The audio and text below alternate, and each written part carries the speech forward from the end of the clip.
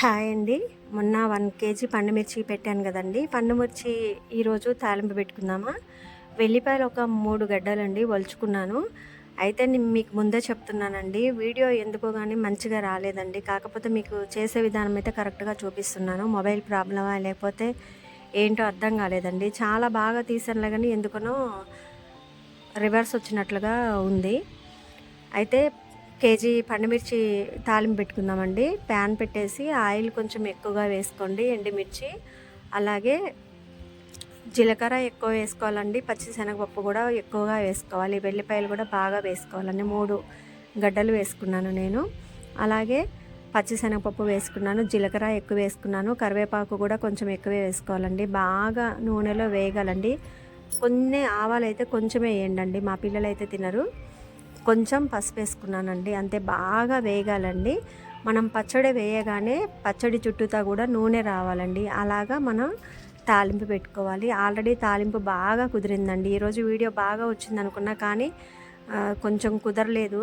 చాలా అప్సెట్ అయ్యాను. పోపు బాగా వేగింది కదండి. ఇప్పుడు కేజీ పండుమిర్చి కూడా తాలింపులో వేస్తున్నానండి ఒక్కసారి. ఎందుకంటే మా మదర్కి కొంచెం తీసుకెళ్ళాలి, హాస్టల్కి కొంచెం పంపించాలండి. అందువల్ల ఒకసారి తాలింపు పెట్టేశాను.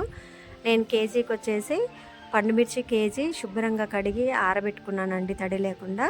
తర్వాత తొనెలు తీసేసి చిన్న చిన్న ముక్కలుగా కట్ చేసి మిక్సీ పట్టుకునేటప్పుడే సాల్ట్ కొంచెం పసుపు వేసుకొని వెల్లిపాయలు కూడా ఒక 1/2 కేజీ ఒలిసి మిక్సీ పట్టుకున్నానండి. లాస్ట్కి గ్రైండ్ చేసేటప్పుడు చింతపండు, వెల్లిపాయలు అలాగే కొన్ని పండుమిర్చి సాల్ట్ వేసి గ్రైండ్ చేసుకున్న తర్వాత పచ్చడి బాగా కలుపుకున్నానండి.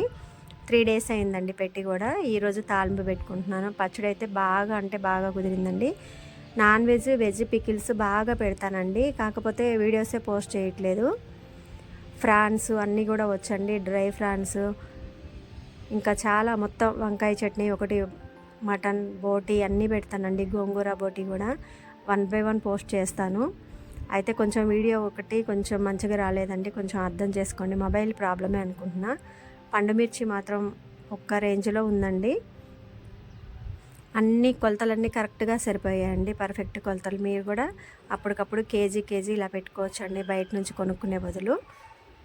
అయితే లాంగ్ వీడియోస్కి సపోర్ట్ చేయట్లేదండి. లాంగ్ వీడియోస్ కూడా చూడండి. కొంచెం మానిటైజన్ అవ్వాలి కదా, కష్టపడుతున్నాం కదండి. పండుమిర్చి పచ్చడి ఎలా ఉందండి కామెంట్ రూపంలో తెలియజేయండి. Thanks for watching.